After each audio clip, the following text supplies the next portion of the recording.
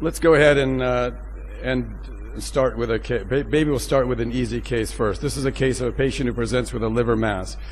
16-year-old, otherwise healthy male with a 6-month history of intermittent fever, headaches, and a 5-pound weight loss. Found to have mildly elevated liver function tests. Pediatrician palpates a right upper quadrant mass, and a CT scan shows a large right liver mass. His alpha-fetoprotein levels normal. And here are just some representative images. So again, a large mass, right hemiliver, encroaching on the middle and left hepatic veins. Lower cut. And a lower cut involving. Okay. You guys. So this patient actually was taken to the operating room by an outside surgeon for planned resection and felt to be unresectable. So this was a patient that was explored. Biopsy at the time, open biopsy, so this was not biopsied before, and unsurprising, I think, to the panel and most of you, this revealed a fibrolamellar hepatocellular carcinoma. Now referred to you post-op. So the patient is about 4 weeks post-operatively. I assume the images are the same. Where would we go from here? Let's ask our panelists. Dr. Vote, let's start on the end.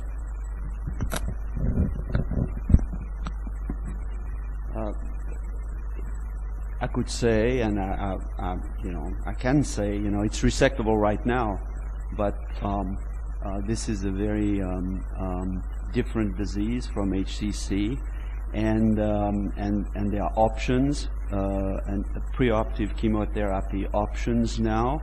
So the patient just had an incision, it had a biopsy.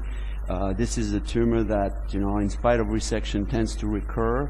So at our institution, we would treat the patient preoperatively. With systemic chemotherapy? Right. What choice? What agent? 5-FU and interferon. 5-FU interferon. Paul? Let's move down the line. It's not as favorable as I was taught.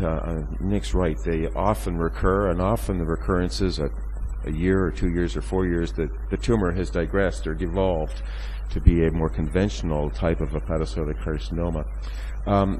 Reconsider resection, certainly, and then obviously we have to consider the option of transplantation, but resection would be our preferred approach. Dr. Jarnigan?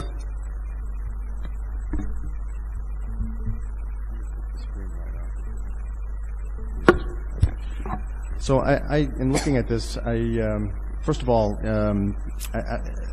our pediatricians are very aggressive with chemotherapy in these liver cases. I don't think the results with fibrolamellar are very good.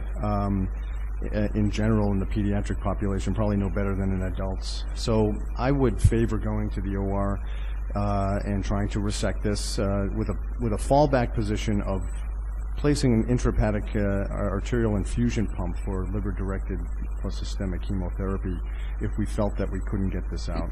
So this was considered a non-controversial case, and yet we have one systemic chemo, one resection, and one put in the pump. All right, James, how are you? Let's break the tie. Yeah, in the evidence base for chemotherapy, not that great. I think in the UK, most surgeons, most multidisciplinary teams would go for surgery here. We need to just make sure the patient's been properly staged. We haven't seen a CT of the chest yet, but I presume that would be clear.